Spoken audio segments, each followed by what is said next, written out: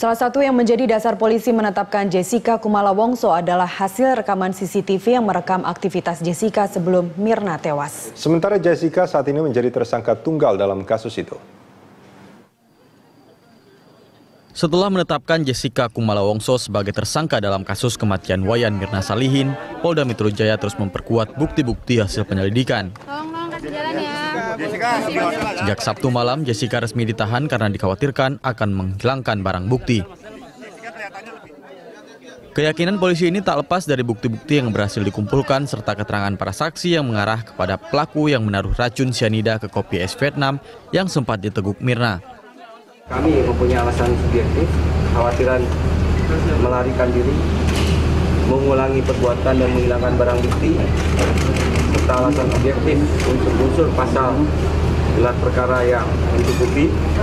Kita malam ini terhadap saudari J, SK pada kasus tewasnya saudari Mirna, kami telah tanda tangani selaku direktur untuk dilakukan penahanan. Itu mulai nanti dihitung ya. Malam ini nanti pukul 22.30.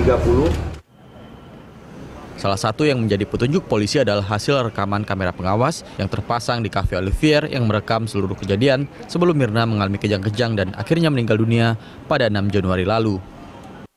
Selain datang lebih awal dan memesan serta membayar minuman Mirna dan Hani, kamera CCTV juga merekam gelagat Jessica yang menurut polisi mencurigakan.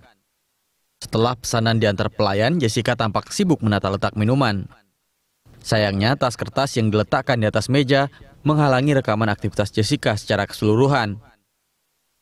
Namun dalam rekaman itu juga terlihat Jessica sempat memindahkan kopi Mirna ke dekatnya. Keterangan Jessica soal paper bag itu yang dianggap berubah-ubah dan tak sesuai dengan rekaman CCTV menjadi petunjuk lainnya. Karena itu, penyidik Polda Metro Jaya yakin Jessica terlibat kematian Mirna. Hingga kini, penyidik menetapkan Jessica sebagai tersangka tunggal dalam kasus ini. Tim Liputan Berita 1, Jakarta.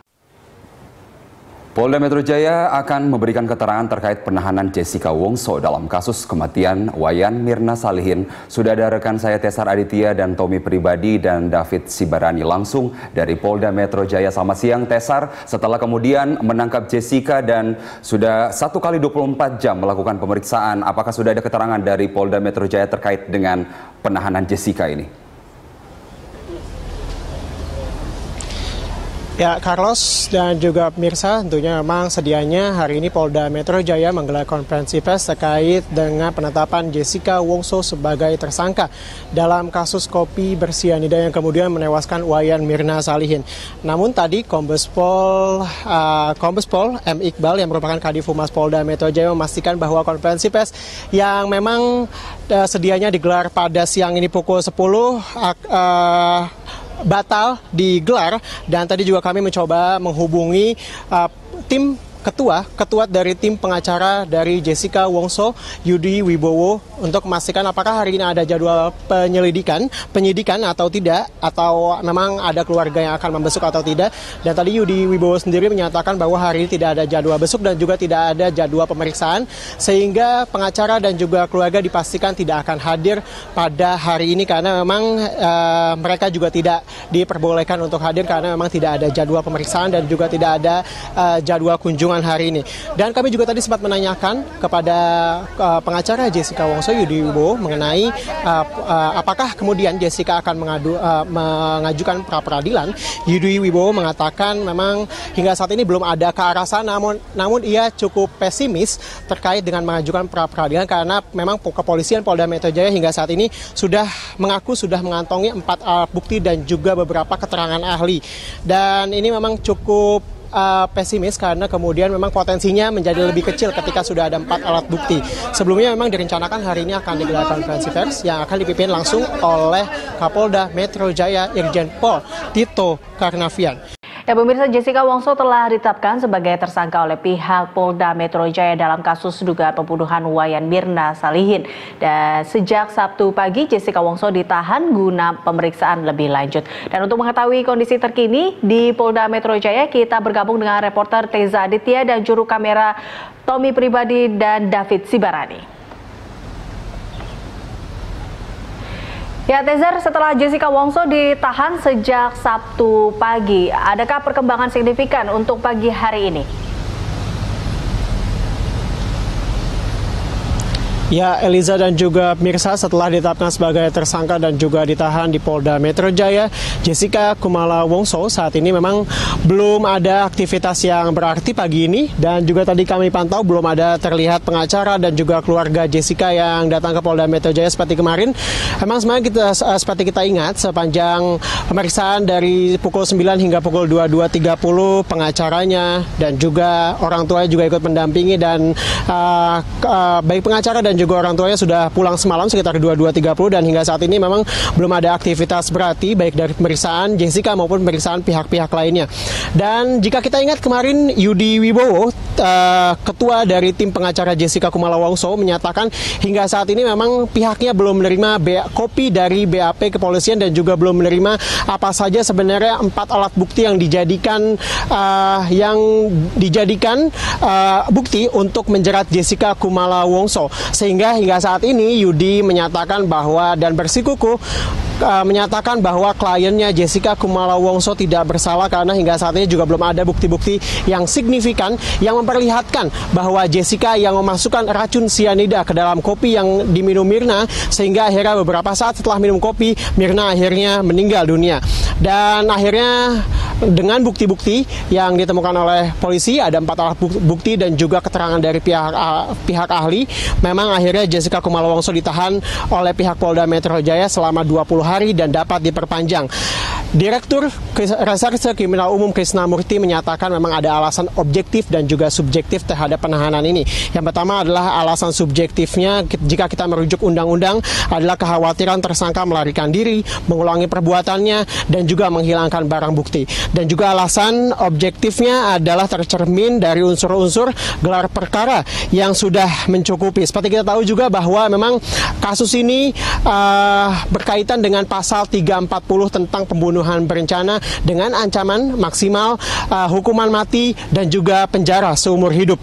Dan jika kita ingat, memang kemarin sejak Jumat lalu polisi telah melakukan gelar perkara untuk kedua kalinya dengan Kejati DKI Jakarta, dan juga akhirnya setelah gelar perkara tersebut, akhirnya pihak Polda Metro Jaya menetapkan Jessica Kumala Wongso sebagai tersangka. Setelah itu dicari, pihak Polda Metro Jaya mencari ke rumahnya, kemudian juga akhirnya berhasil menemukan Jessica beserta keluarganya di hotel di kawasan Mangga 2 sebelum akhirnya digiring dan sampai di Polda Metro Jaya sekitar pukul 9 untuk menjalani pemeriksaan, dan juga selesai pada pukul 22.30. Jadi selama 12 jam kemarin Jessica diperiksa di Polda Metro Jaya ini, dan sebelum akhirnya ditahan oleh pihak kepolisian untuk memudahkan penyelidikan dan juga mendapatkan keterangan dari Jessica. Eliza. Ya, Tezar, ini apa kira-kira untuk agenda hari ini terkait dengan kasus Mirna ini?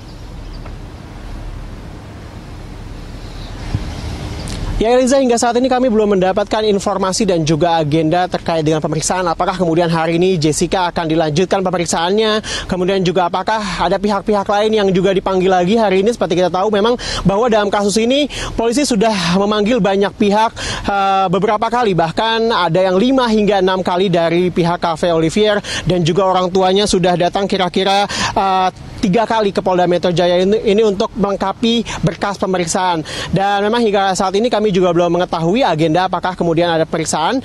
Namun dari informasi yang kami dapat, hari ini pihak Polda Metro Jaya akan menggelar konferensi pers kira-kira sekitar pukul 10 nanti terkait dengan kasus ini dan juga penetapan Jessica Kumala Wongso sebagai tersangka. Sedianya memang konferensi pers ini dilakukan tadi malam setelah pemeriksaan Jessica Kumala Wongso, namun akhirnya diundur hingga direncanakan direncanakan akan digelar pada hari ini sekitar pukul 10. Tentunya Eliza dan juga pemirsa, kita masih menantikan sebenarnya apa motif dibalik pembunuhan jika benar nantinya dilakukan pembunuhan terhadap Mirna dengan racun sianida ini. Eliza. Baik, terima kasih Tezar. Pemirsa, demikian laporan Tezar Aditya dengan juru kamera Tommy Pribadi dan David Sibarani dari Polda Metro Jaya, Jakarta Selatan. Sementara itu, anggota Komisi 3 DPR Masinton Pasaribu membantah telah memukuli staf ahlinya Dita Aditya. Meski demikian, Masinton mengakui adanya insiden yang menyebabkan Dita mengalami luka memar di bagian wajahnya. Masinton menceritakan insiden itu terjadi pada 21 Januari 2016 sekitar pukul 23 waktu Indonesia Barat. Saat itu ia bersama supir dan seorang staf ahlinya pulang dari sebuah acara. Staf ahlinya tiba-tiba menerima telepon dari Dita yang meminta dijemput di sebuah kafe di kawasan Cikini karena dalam keadaan mabuk berat. Saat tiba di lokasi, supir Masinton diminta untuk membawa mobil Dita, sementara mobil Masinton dikemudikan oleh staf ahlinya. Saat itu Dita duduk di kursi depan dan Masinton duduk di kursi bagian belakang.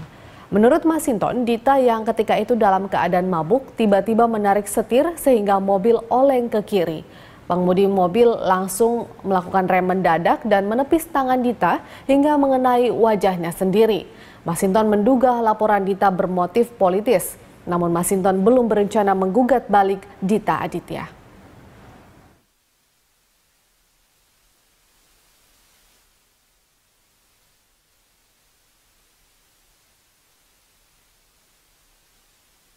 Anggota Komisi 3 dari Partai PDI Perjuangan, Masinton Pasaribu, dilaporkan ke Bareskrim Mabes Polri terkait kasus penganiayaan. Laporan itu disampaikan staf ahli Dita Aditya yang mengaku dianiayanya, yaitu dianiaya Masinton pada 21 Januari lalu. Dita Aditya yang didampingi anggota Badan Advokasi dan Bantuan Hukum Partai Nasdem, Wibi Andrino, mengatakan saat itu korban dijemput Masinton di kawasan Cikini, Jakarta Pusat. Dita sempat diajak berputar-putar oleh Masinton hingga akhirnya terjadi keributan di dalam mobil yang berujung pemukulan di daerah Cawang, Jakarta Timur. Akibatnya Dita mengalami luka lebam di mata sebelah kanannya. Selain sebagai staf ahli Masinton, Dita Aditya diketahui juga menjabat sebagai kader DPW Partai Nasdem DKI Jakarta.